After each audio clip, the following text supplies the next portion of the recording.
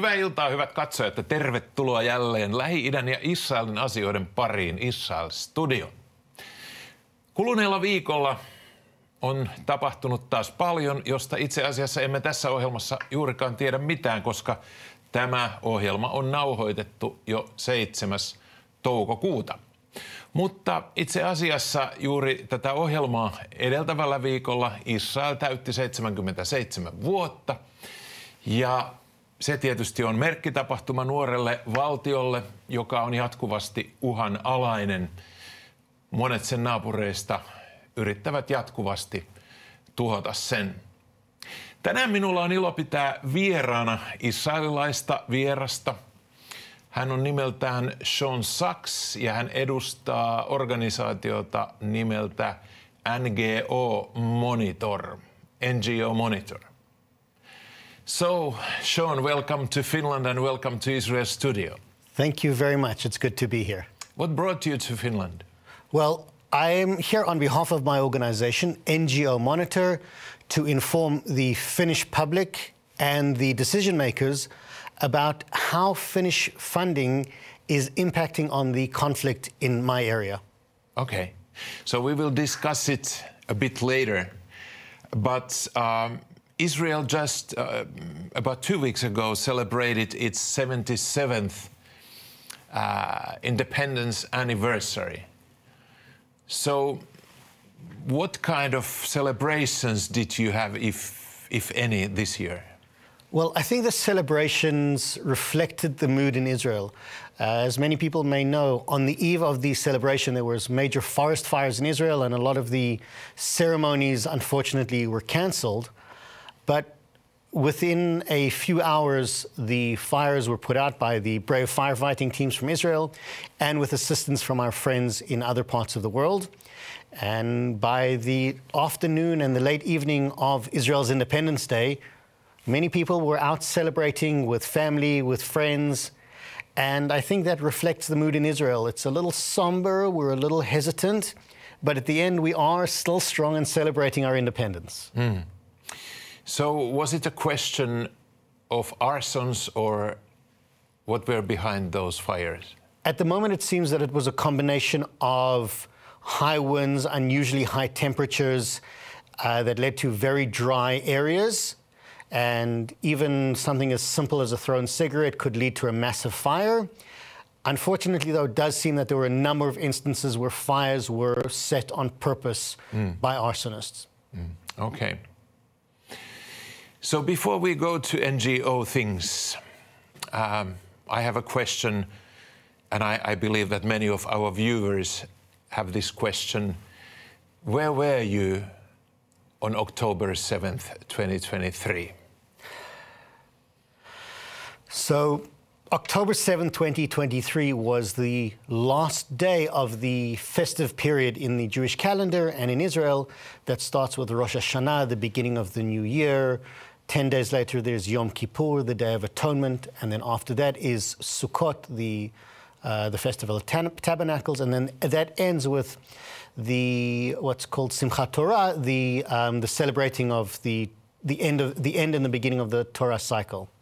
So it's a very long festive period with a lot of dancing and family time and friends. It's a wonderful time, but as the father of 4 teenagers, it gets to a point where at the very end it's a little bit too much. And the Friday night before, my wife and I agreed that we would go to prayers at our synagogue very early in the morning, and my 3 older children would go to a synagogue a little bit further away later in the afternoon, and our youngest would be at home, and he would be fine because nothing terrible could happen. We would come home, we'd have breakfast, and then we would go meet my older children and continue dancing and celebrating. At 7 o'clock in the morning, my wife and I were at synagogue, and the first sirens came out over Jerusalem. And I looked at my wife, and she looked at me, and we both had that same thought of our 10-year-old son is home alone. And so I did something which you're never supposed to do, is I ran outside during the siren with the intention of, well, it was running the few hundred meters to my house to check on my son. And at that very moment, there was the interception of the Iron Dome over Jerusalem. And more than just hearing the interception of the missiles, I actually felt the impact, the reverberation, the impact, the echo. You could actually feel how powerful it was. And I call that my oh no moment, because I realized at that very moment, if there are this many missiles and interceptions over Jerusalem on a festive day, something is very, very wrong. And then, thank God, I made it upstairs to our apartment. My son had already locked himself in our bomb shelter. The rest of the family came back. There were a few more sirens after that, and then we had a very quick breakfast together that included a small shot of whiskey for me and my wife. And then I turned on my phone and realized that Israel was at war, and soon after that I received my first call-up from my commanding officer to say, it appears we're at war, something very terrible has happened in the south, be prepared. I went down to our storeroom, I got my uniform and my equipment, and later that morning I was already with my comrades in arms in uniform, preparing to defend our country. The day you never you will ever remember that day. Not only the day, that entire period, almost minute by minute, will stay with me for a very long time. And since that day, you've been serving in the army? Yes. Since then, we're now at the 18th month of the war, of which, according to my wife and children, they count it day to day.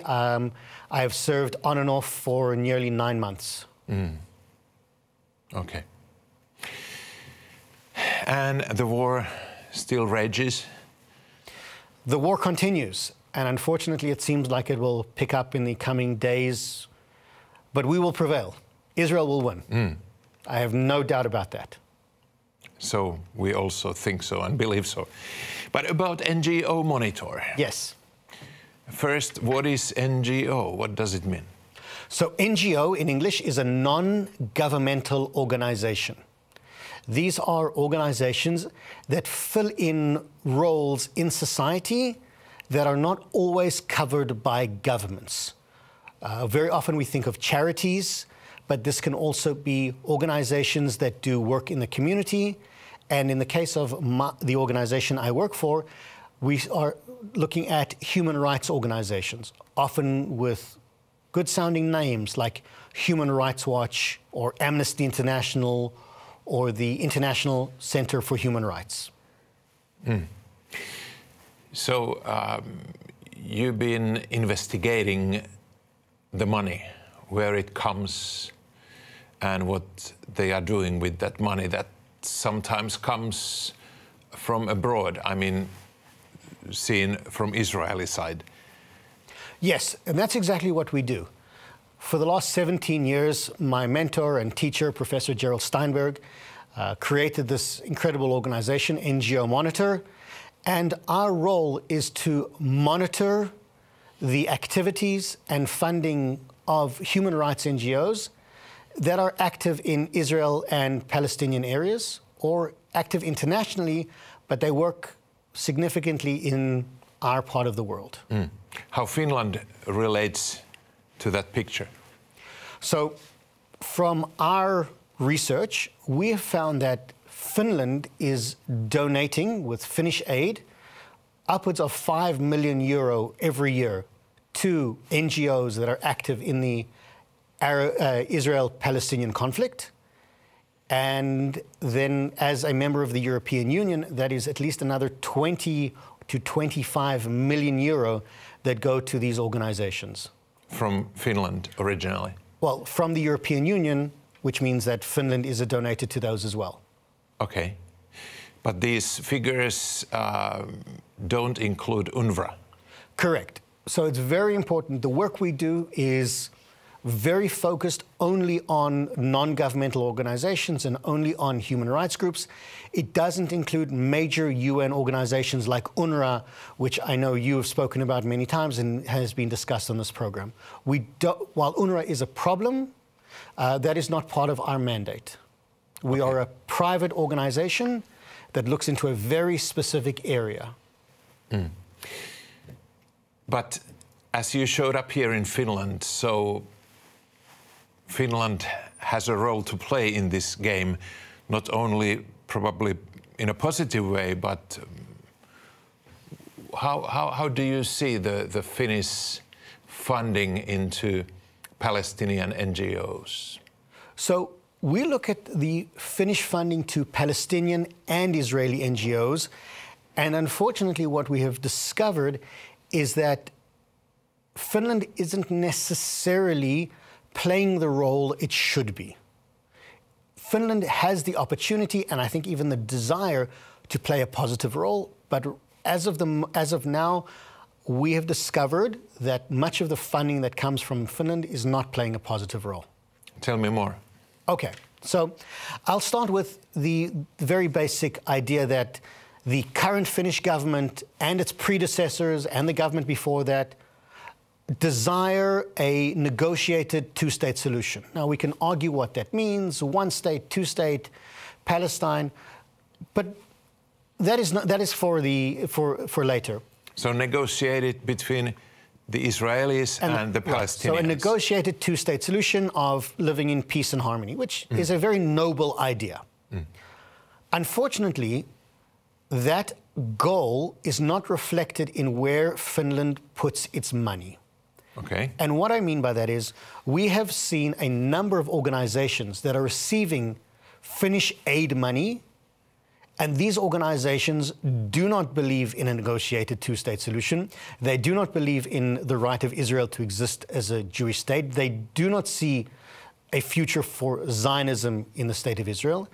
And in some cases, these organizations even appear to excuse the horrible, malicious, disgusting terrorist attack that took place on October 7th. So is Finland funding terrorist activities? I wouldn't go that far, because that's a very severe accusation to make. But we could definitely say Finland appears to be giving funding to organizations that don't support Finnish policy of a negotiated two-state solution. Okay. Can you name some of the recipients? Sure. So I'll start with what Finland makes public. There is a Finnish program for the defense of human rights and democracy and the promotion of international law, which is a program that has donated about 800,000 euro every year to an organization in Ramallah called the Independent Commission for Human Rights, in the name of democracy and human rights and international law. And this organization, on the day after the October 7th massacre, when in some cases there were still terrorist attacks going on in Israeli kibbutzim, where the bodies of Israelis were still being paraded around parts of Gaza, this Independent Commission for Human Rights, which received significant funding from Finland, put out a statement blaming Israel for the bombings in Gaza. And the next day, the same Independent Commission for Human Rights sent a letter to the United Nations where they explained that October 7th, and I quote, Palestinian factions in Gaza launched the Al-Aqsa storm operation targeting Israeli settlements near Gaza. Mm-hmm. Settlements. Settlements. The Israeli kibbutzim and communities and Sderot and Ofakim, the towns, villages and kibbutzim where people were murdered. Some children were murdered. Parents were murdered in front of their children. According to the Finnish-funded Commission for Human Rights, this was an operation carried out on Israeli settlements. Now, that does not sound like it is in line with Finnish policy. So this particular organization doesn't support negotiated two-state solution? Well, it doesn't appear to it, because if that is Finnish policy, this organization, in their public records and their documentation and their letters, makes it very clear where they stand. In fact, right now we are at the situation where Israeli leaders are being charged at the International Criminal Court, and the State of Israel is being charged at the International Court of Justice. And Finnish funding is being used in these court cases.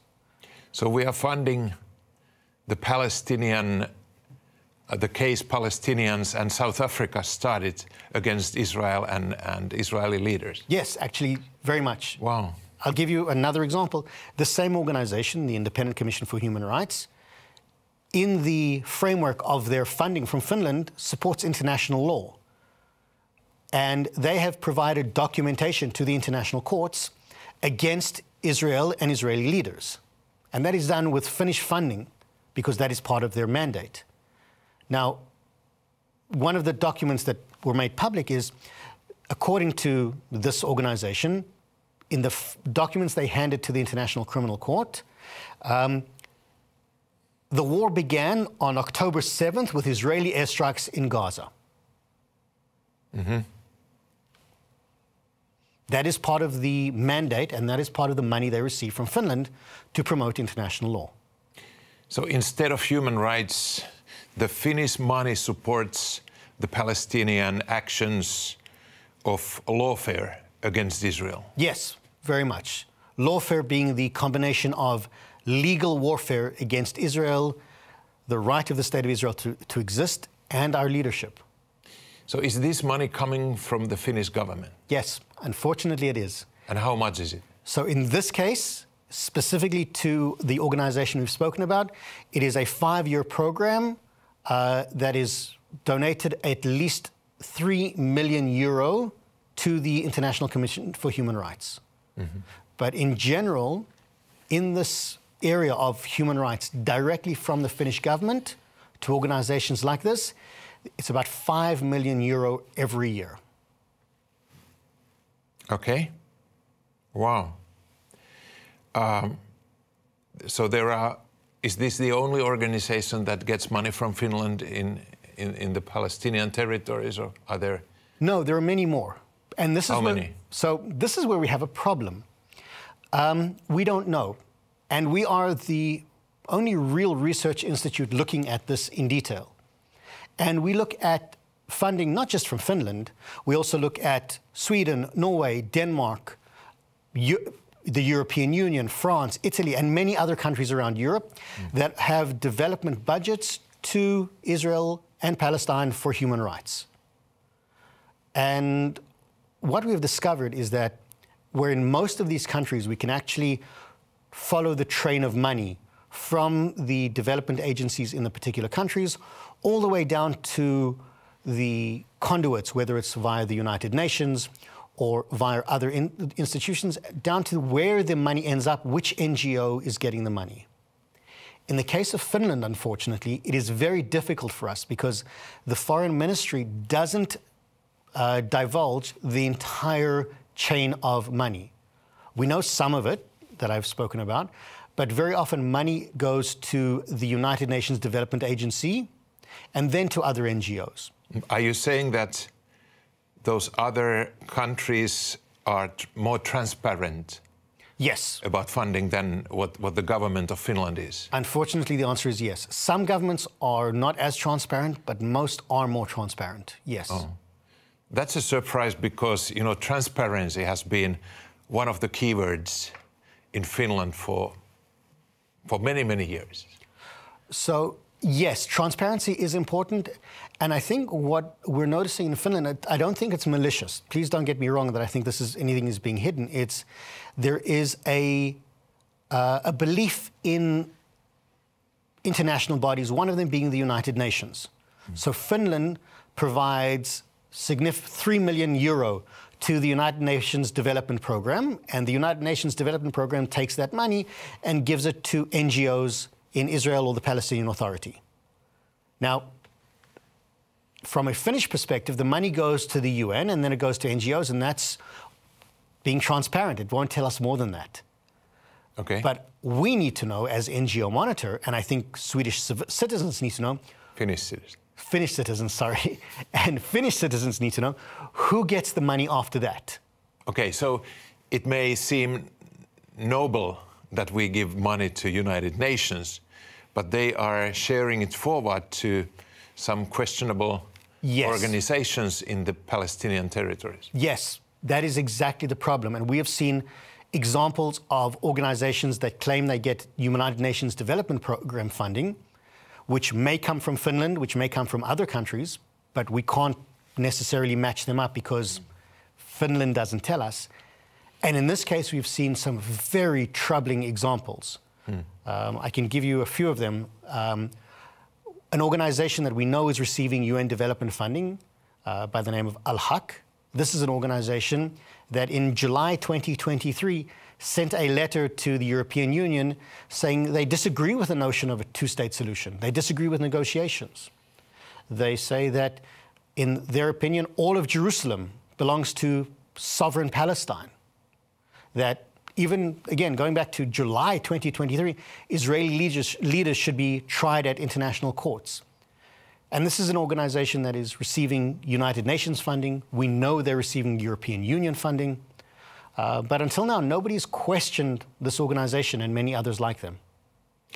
So Finland, the government of Finland has certain principles, which is targeting a negotiated two-state solution between Israel and the Palestinians.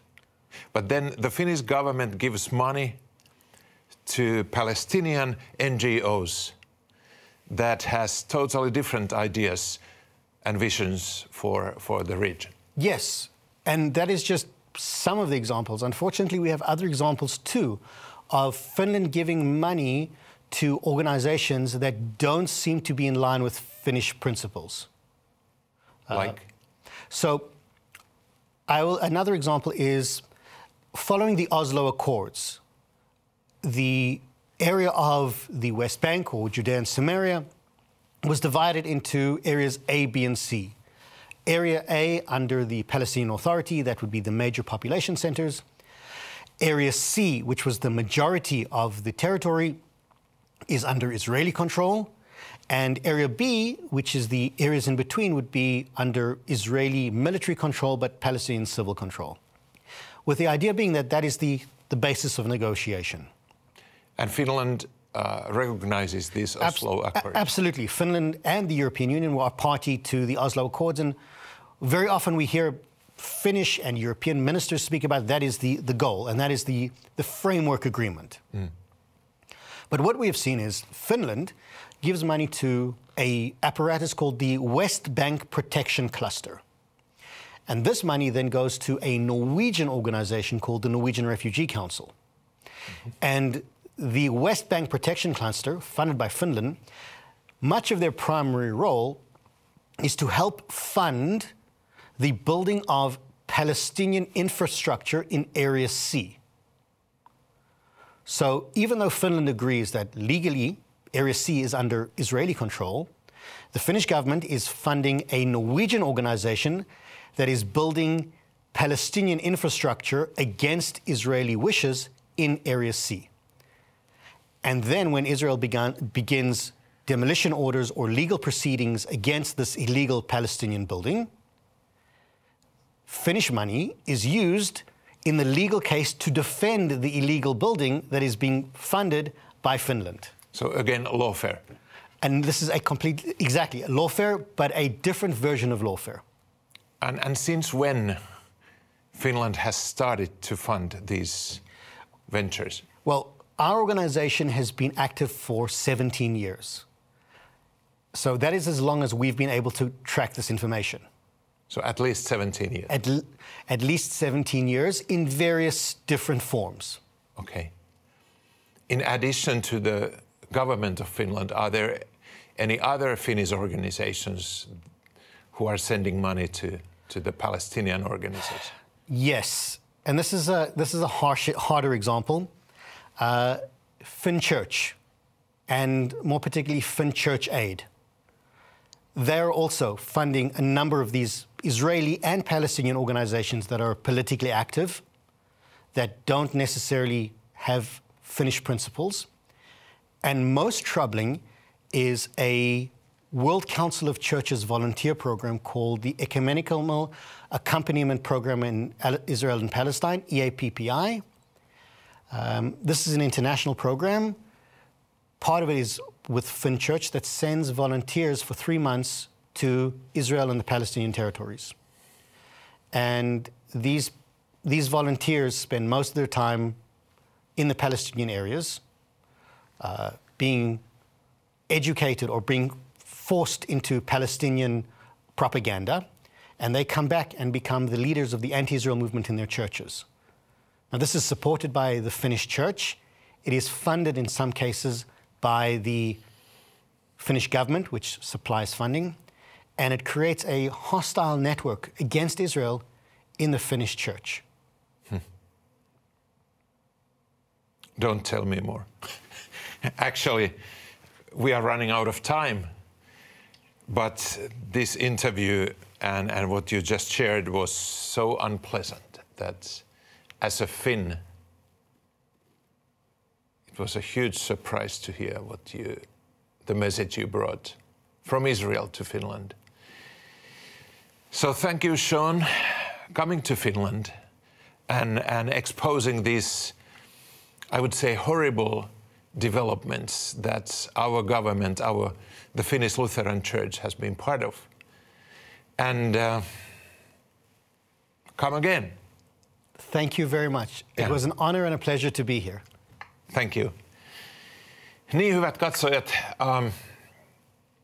tämä ohjelma oli sisällöltään hämmentävä ja en olisi voinut kuvitella, mitä kaikkea suomalaiset me verovaroistamme rahoitamme, mitä tapahtuu Lähi-idässä, mitä tapahtuu Israelin ympärillä, Israelin tuhoa tavoittelevat ja toivovat organisaatiot ovat Suomen hallituksen ja luterilaisen kirkon ja kirkon ulkomaanavun rahoituksen kohteena. Tälle täytyy tehdä jotakin, tämä täytyy lopettaa. Niin, kiitos jälleen seurasta ja jatkamme Israel-studion merkeissä ensi viikon lauantaina kello 20. Mutta jos koit, että tämä ohjelma toi sinulle hyviä uutisia, no tämä ei nyt kerta kaikkiaan tuonut hyviä uutisia, mutta että haluat kuulla näitä uutisia jatkossakin, niin mieti sitä, voisitko tukea meitä taloudellisesti, näet ruudussa yhteystiedot, joiden kautta voit taloudellisesti tukea tätä ohjelmaa. Mutta palataan asiaan jälleen ensi viikon lauantaina kello 20. Siihen asti, hei hei!